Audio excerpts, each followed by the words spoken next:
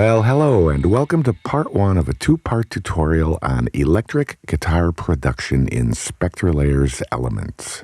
Listen to this glam rock guitar riff.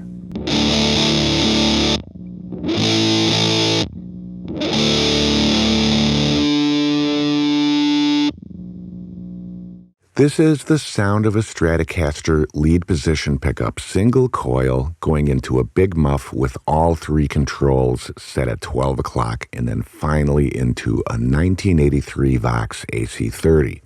The sound was captured with a Shure SM57 microphone. Okay, listen to this selection. This is a power chord for 2 beats followed by an index finger drop on the 5th fret to get those tasty harmonics. Let's explore some of these frequencies. First of all, we have the fundamental, which only happens on the first 2 beats. Then the first octave. And then the second octave.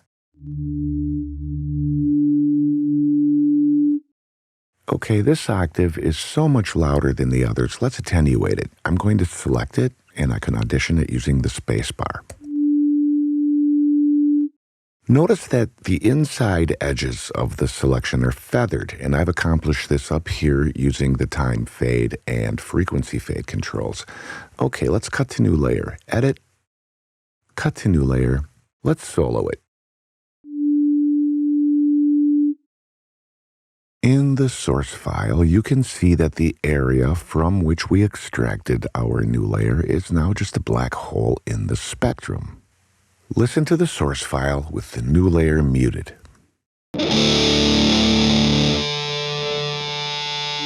Listen again, and this time focus your attention on the high end. There's an A note up there that blooms out at the end of the section in that classic Strat Big Muff AC30 kind of way. If I bring the extracted layer back in, it becomes really difficult to hear that beautiful A note singing out in feedback in the second section. I'm going to reduce the volume on our new layer by 24 dB. Now listen. One more time.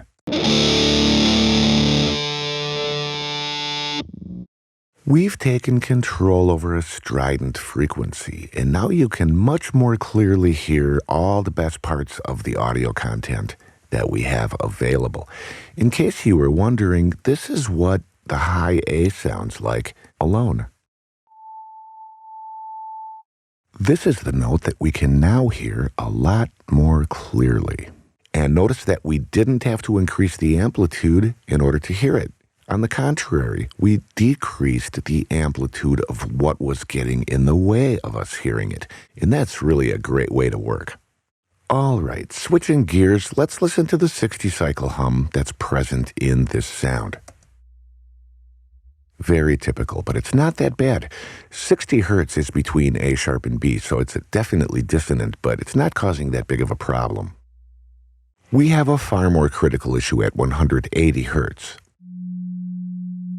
This tone comes in a little bit sharper than an F, and it's really loud, so we have 2 problems, dissonance and loudness. I'm going to dramatically reduce the amplitude of this frequency, make a selection with a 7 hertz fade, and perform Control X to do the cut. Let's listen to the result.